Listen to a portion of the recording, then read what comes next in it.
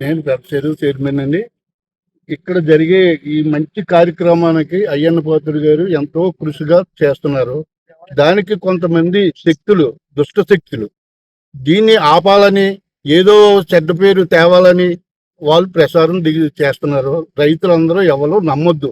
రైతులకి మంచి శిక్షగా ఉంటుంది. కాబోయే రోజుల్లో ఎటువంటి నీరుకి అడ్డు లేకుండా మంచిగా తయారు చేస్తారు. దాని గురించి మీరు ఎవరు అపోహలు నమ్మొద్దు.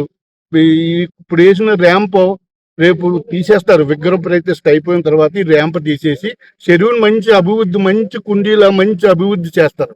చేసి ఎంతో నీరు నిల్వ ఉండేలాగా ఎప్పుడు చెరువు ఆరకుండా మంచి సదుపాయం రైతులకి అందిస్తారు.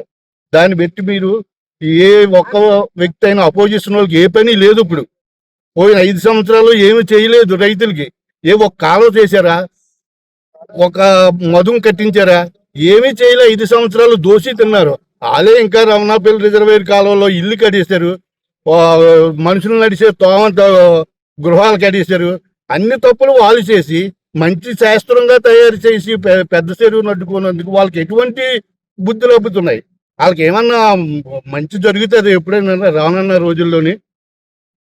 అటువంటి ఈ కార్యక్రమాన్ని మంచిగా చేస్తున్నారు కాబట్టి అందరూ సహకరించాలి. మన రైతులకు ఇంటింటికి వెళ్ళి అది చేసేస్తుండ్రు, ఇలా కబ్జా చేసేస్తుండ్రు, అలా కబ్జా చేసేస్తుండ్రు అని చెబుతున్నారు. వాళ్ళకి ఏ పని లేక ఆ కబ్జాదారులు అందరూ వాళ్ళే అన్ని కబ్జాలు చేశారు. రైతులు అందరికీ తెలుసు. రైతులకు ఎంత ఉపకారం చేశారో వాళ్ళకి అన్నీ తెలుసు. అయ్యన్న పాత్రుడు గారు ఎంత ఉపకారం చేశారో అన్నీ తెలుసు. ఇలాగే పోయిన గత 5 సంవత్సరాల ముందు 2014లోని 3వ మధుం కాలం అద్దెశారు. అద్దెస్తే ఈ నాయకులు ఎవరన్నా దాన్ని తీయగలిగారా? ఈ అయ్యన్న పాత్రుడు గారు అప్పుడు ఏ పదవా లేదు. లేకపోయినా వచ్చి కాలువ తీసి వెంటనే 40 లక్షల రూపాయలు సీసీ కాలువకు పెట్టారు. అది రైతులకు గుర్తుండదా? పాడు చేసేలా ఉంటే ఆయాలే మాకెందుకు లేని వదిలేసింది కదా అయ్యన్న పాత్రుడు గారు. ఈవేళ ఎందుకు దీన్ని అడ్డుకుంటున్నారో అర్థం కాలేదు. ఊరిని నాశనం చేసేద్దామని వాళ్ళ దయ అంతే.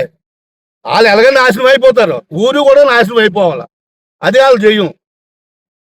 దాని గురించి రైతులు మాత్రం ఎవరో కూడా అపోహలు పడకండి.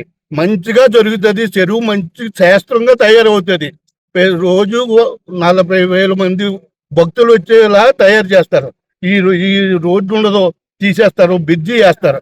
గోదావరిలో బ్రిడ్జీలు లేవా? సముద్రంలో బ్రిడ్జీలు లేవా? అలాగే ఉంటుంది మన చెరువులోని. అంతేగాని గట్లు వేసేస్తున్నారు, రోడ్లు వేసేస్తున్నారు, కబ్జా చేసేస్తున్నారు.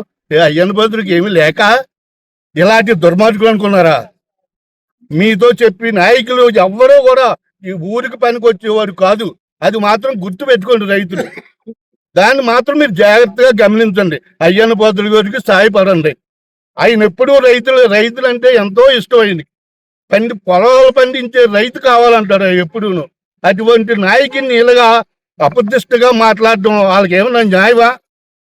వాళ్ళు ఏమైనా ఎవరికైనా ఒక ఉపకారం చేశారా? 5 సంవత్సరాలు పరిపాలనలో ఉన్నారు. ఆ గణేశం ఉన్నాడు. ఎప్పుడైనా ఏమైనా ఒక కాలువ తీశారా? ఓ తుప్ప పీకారా? ఇన్ని రైతుల గురించి ఇన్ని సౌకర్యాలు చేసి అయ్యన్న పాత్రుడు గారిని ఈవేళ ఇలాగా అప్రతిష్టగా మాట్లాడటం వాళ్ళకి ఏమైనా మంచిదా?